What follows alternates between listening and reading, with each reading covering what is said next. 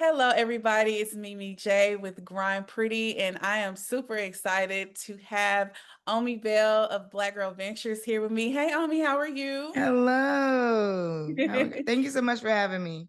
Yes, yes, yes. I'm excited. I've been following all the good work that you have been doing over the past 10 years, which is Yeah, next clap year for it'll be that. 10 years. Woo-hoo.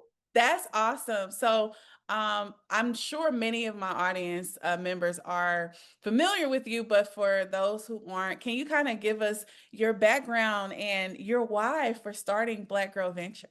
Yeah, well, hello out there, everyone. I'm Omi Bell. I'm the CEO and founder of Black Girl Ventures. I started this in 2016 in a house in Southeast DC. It was a brunch. And the idea was just, okay, well, we want the world to be more equitable. But what are we going to do in the meantime?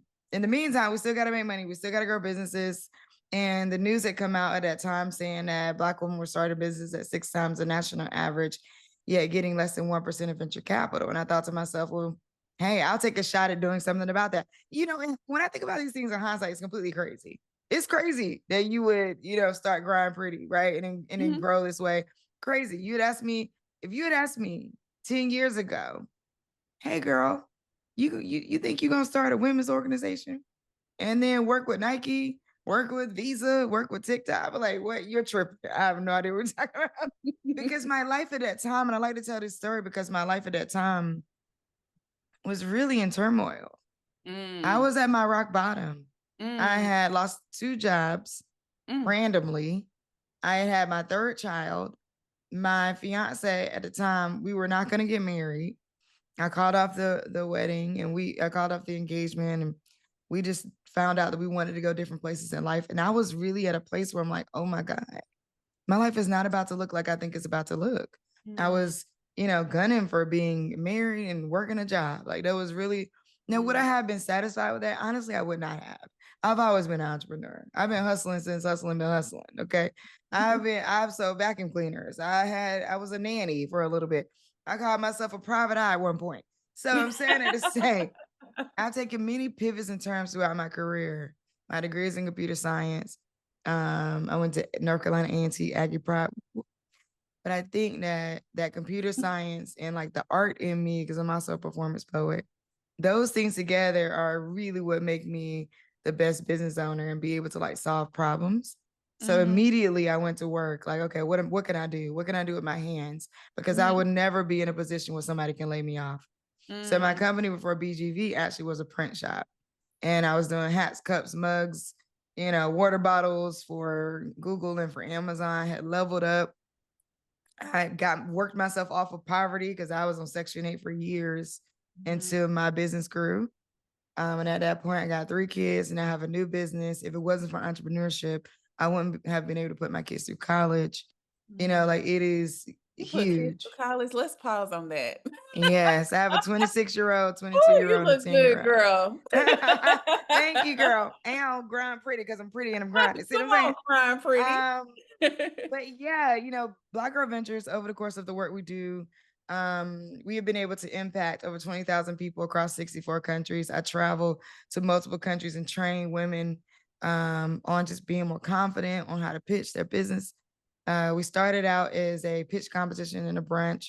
We journeyed into now we still have a live pitch competition.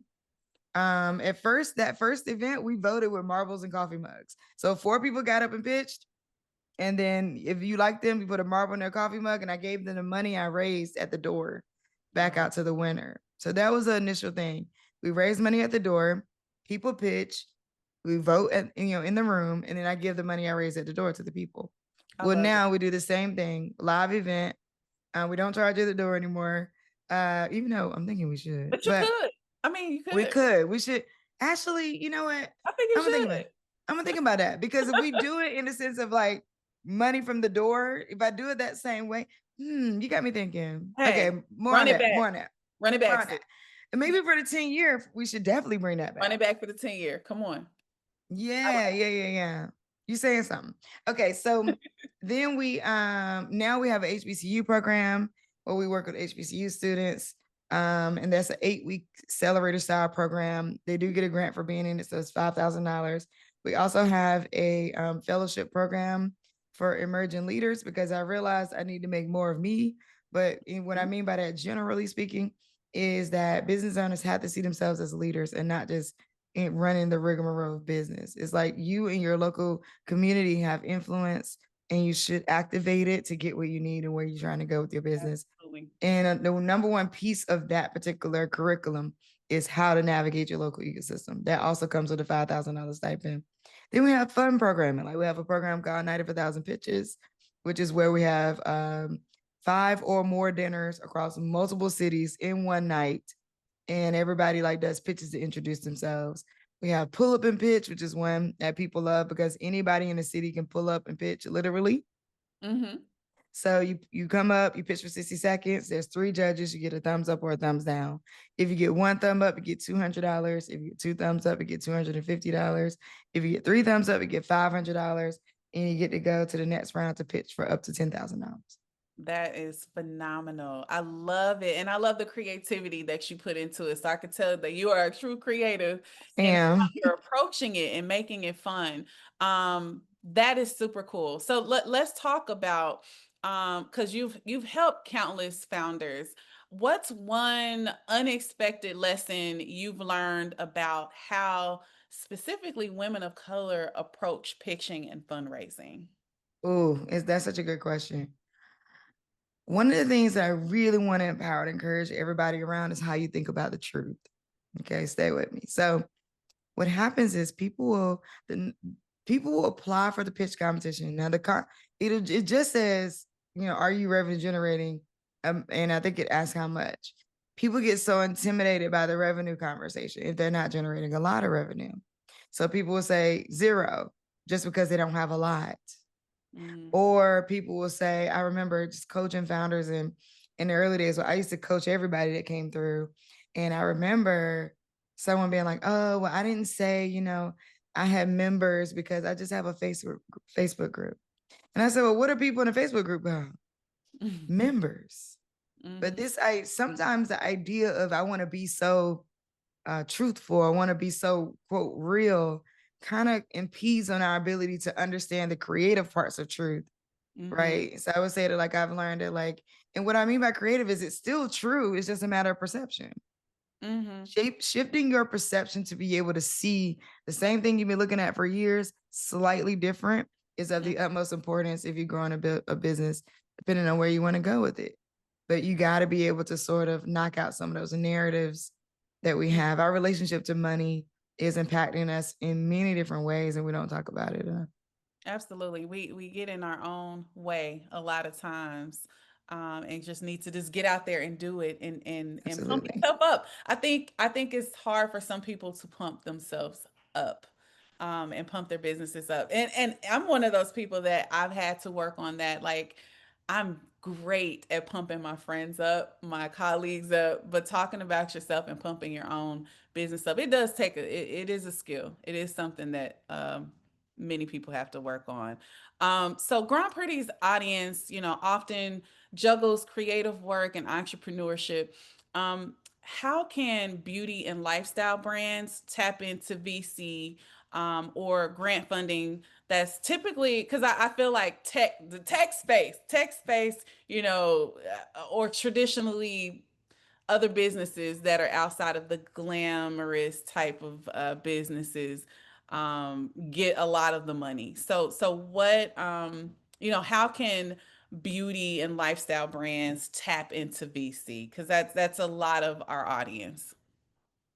Okay, it's a good question. One, let me say this. We all know, and everybody out there who has a deck is, the beauty industry is an X, Y, and Z $1 trillion. So, there's no shortage of people in this space. I think though, let's talk about VC for a second, or like investing. So how I don't know how informed your audience is around the different kinds of investment, but there's angels who are investing their individual money. And then there's venture capitalists who are investing on behalf of other people, right? And so in that case, if I'm investing on behalf of other people, the decisions look a little different. So I would say like you might want to think about what kind of capital do you need? Do you need the angel capital? Do you need the VC capital? Do you need the a loan? Do you need to find a grant? Do you need to And I think that like people, I hate to say this, but people have been spending so much time looking at assets and capital that they're not spending time running the businesses.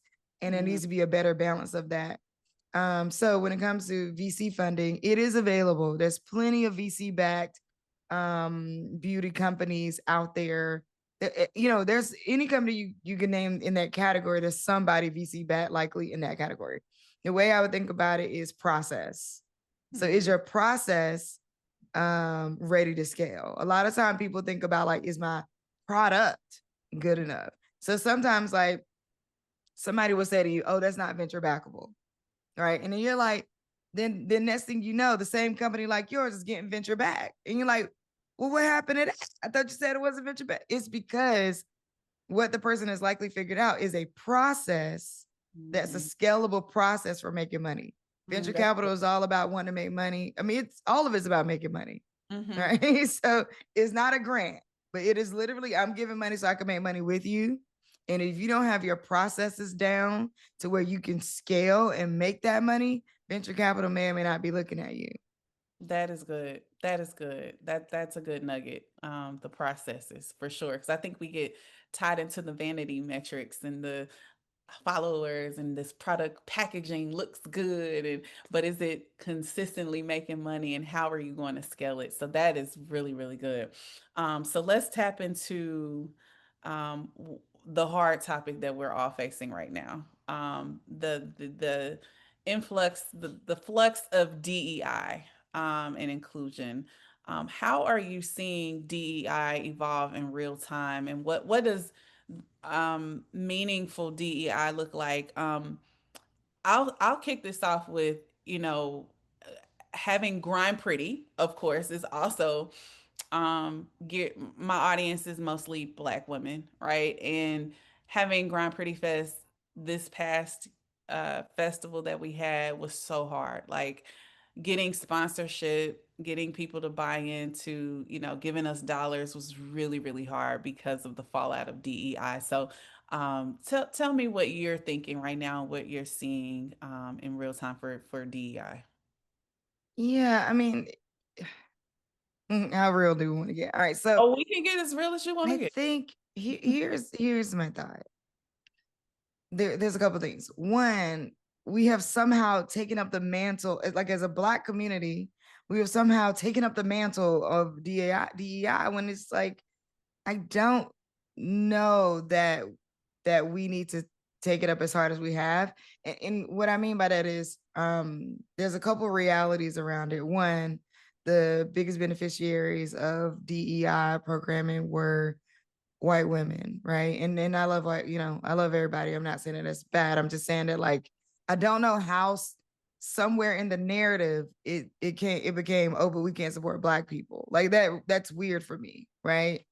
Because where did that narrative come from? Right. So there's no reason for people to stop funding programs that are for particular communities all because of DEI initiatives going away. And so I think like that doesn't make sense to me. I also think though it doesn't make sense to us as an audience, for us as an audience to adapt that narrative too. Oh, well, Mm, look at them getting rid of these Black programs. That's because they're getting rid of DEI. Let's ask ourselves some questions. Were they going to get rid of that anyway? mm, Like, is our George Floyd moment is just over? Like, I think if people were already predicting, like, oh, this is going to go back to a quote norm. mhm, Now, I do not like the idea that we don't have these DEI efforts. So I love how you mentioned what does meaningful DEI look like? Because in my opinion, I think some of the meaningful DEI has to do with two layers of these corporations. One, mhm, the middle management layer, and then two, the board layer. So mhm, I think yes, to the executive layer is being visited for, are there women? Are there people of color? Are there people with disabilities? Are there differently abled people? Are there, are there like I think that should continue to be looked at mhm, across the board, middle management, C-suite, and the board of the company. I think that all should continue to be looked at. Those efforts should continue to be diversified. If these corporations are really about the money they say they want to make, they need to diversify it. mhm, As Black Girl Ventures, I would say that like the writing has been on the wall, I think, for a couple years. Like after the murder of George Floyd and that big sort of watershed moment. I think after that, we had partners that were really dedicated and still working with us, and we still do. There are partners who have remained true to their commitment as we're concerned, right? Like I can't speak to what the corporation did for all of their DEI, but for a part of the initiatives that we were a part of, we haven't seen companies sort of decide to just like drop us. Now it is harder. It's harder to have conversations now because now everybody's getting real crafty with language. What I'm hearing from the internal corporate side is we're not exactly changing our efforts, but we're changing our language. Yep. And this has to do with, everybody got to do what they got to do for the world of capitalism that we live in. And I'm not saying it's right. I'm just saying this world of capitalism that we live in, it has its ups and downs, and this is one of its downs. Sometimes capitalism has way more downs than ups, and I think we need to visit that. What I'm feeling is either people just going silent. So they may not be saying, hey, we're going to drop you, but there's a few, people that we typically would be able to reach out to who are just not saying anything right now. We do work with, some really amazing partners who are doubling down and continuing, and so I think I'm happy. I'm excited about that. I'm excited when I see that. I am excited for the internal employees because it's the internal employees that fund us. Yeah. Right. It's them with the budgets that say, wait a minute, hold up, time out. We need to fund that organization because I've seen the power of this organization and I believe that organization should exist. So shout out to all of the internal corporate employees who stay gung ho and are like, hey, look, listen, I got to talk about this different, but we're going to get you this money. Absolutely. Right. Like that's a little bit of what I've been experiencing. Things going quiet and like into the shadows and like, don't say nothing, but, kind of things. And not in a way that's like, I think it's navigation. Yeah. People are navigating. I hate that you're experiencing that. I'm sorry that you're experiencing that. We're feeling it on our end. I was reaching panic, but now I'm just back to concern. Yeah. Like first it was concern, and it goes to panic. Then I'm like, oh shoot. And then something came through. I'm like, okay. Ooh. Yeah. Now I'm back to concern. So, I am concerned. This may mean that BGV has to look different in the next 2 years than it has looked. It may mean that our money has to move different. The number of grants we currently give out a year, we honestly are giving out somewhere around 75 to 100 grants a year. Like that may have to look different. Our impact also is the grants we give out, but we also try to hire local vendors, hire small business owners as vendors. We try to make sure like when we're going into a community that we're impacting as best we can. It's a sticky situation right now, to be honest. And it is very concerning. It's very concerning. Yeah. And I think also it just was a reinforcer to me. Like I've always been the collaborative person, the partnership person. I think that enforced it even more of how we have to be creative and open to working with one another. Because no one's coming to save us. No one. No one's coming to save us. So, and speaking of that, we talked a little offline, but you've built an ecosystem for women and entrepreneurs. So what's your advice for creating community powered business models? Let's start there. I think it's the only way. I think community is now the only way. And if we take a look at some of the recent store closing, I was reporting on this yesterday that, Big Lots is closing, Rite Aid is closing, Forever 21 is closing, Party City's closing. Like there's a lot of stores, Bed Bath & Beyond closed. And the majority of these companies could have done a better job at creating a digital community. I think that if you're out there and you're building a company, you no longer have the privilege of just focusing on product development. You now have to focus on community engagement, community development, and a digital community, a physical community. Like right now, I posted on LinkedIn yesterday, like, I don't want to be sold something, but I do want to be connected to. Mm-hmm. Everything right now is about human experience. Can you design a human experience with your product, with your company that draws people in? I mean, it's something that we have to think about. So in the beginning days of BGV, it was heavily me on the street, my energy constantly out and working. And then I would say, like, even in the last few years, we've had to think about we need a re-engagement strategy because we got so buried in doing the work. Okay, well, let's make sure we recruit for these programs. Let's make sure we get these grants out the door. Let's make sure we recruit and then apply and we review and we got so buried in that work that I'm not gonna say we forgot to because we do have a community manager that's amazing that does work. Mm-hmm. But I think we just have learned to like, oh, we need to add all that's good, all that's great, all that training and development, all that's great. What people want to do is be together. And they Mm-hmm. want to be together in an experience Mm-hmm. that can be owned by a brand. Like people are okay with the brand coming out saying, here's an experience we're creating for you. They want that and they want to go into that experience. This is what I love about what you're doing in Grind Pretty, because people want to go into that experience and find people like them.